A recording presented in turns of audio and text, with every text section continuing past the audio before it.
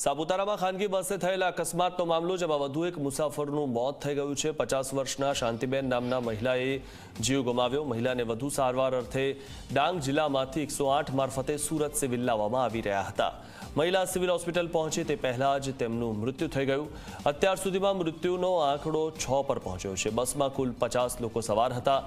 5ના ઘટના સ્થળે જ મોત થયા હતા। તો 24 મુસાફરોને સુરત સિવિલ હોસ્પિટલમાં સારવાર માટે દાખલ કરાયા। બાકીના 20 મુસાફરોને સામાન્ય ઇજા પહોંચતા ડાંગ હોસ્પિટલમાં જ રાખવામાં આવ્યા હતા। સાપુતારા બસ અકસ્માત મામલે વધુ એકનું મોત નીપજ્યું છે।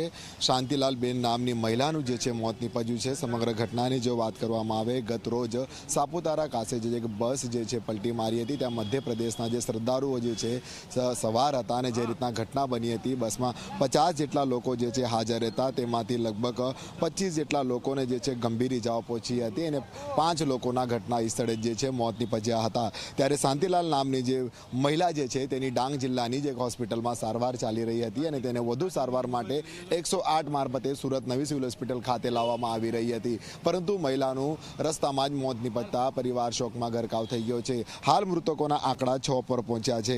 ત્યારે હાલ નવી સિવિલ હોસ્પિટલની અંદર જો વાત કરવામાં આવે, સુરતમાં 20 જેટલા મુસાફરોની જે છે સારવાર ચાલી રહી છે। અને જે રીતના ઘટના બની છે, ઘટનાને લઈને ક્યાંક તંત્ર દ્વારા જે છે હોસ્પિટલની અંદર અલગથી વ્યવસ્થા પણ કરવામાં આવી છે। પરંતુ જે રીતના શ્રદ્ધાળુઓ જે છે નાસિકથી જે છે ત્રંબકેશ્વરનો દર્શન કરીને જે પરત ફરી રહ્યા હતા અને એ દરમિયાન જ બસ જે છે ક્યાંક પલટી મારતા તેમાં 50 મુસાફરો સવાર હતા અને અત્યાર સુધીમાં 6 જેટલા લોકોના જે છે બસ અકસ્માતના કારણે મોત નીપજ્યા છે। કેમેરામેન વિજય બૈસાની સાથે પ્રશાંત ડિવરે, જી મીડિયા, સુરત।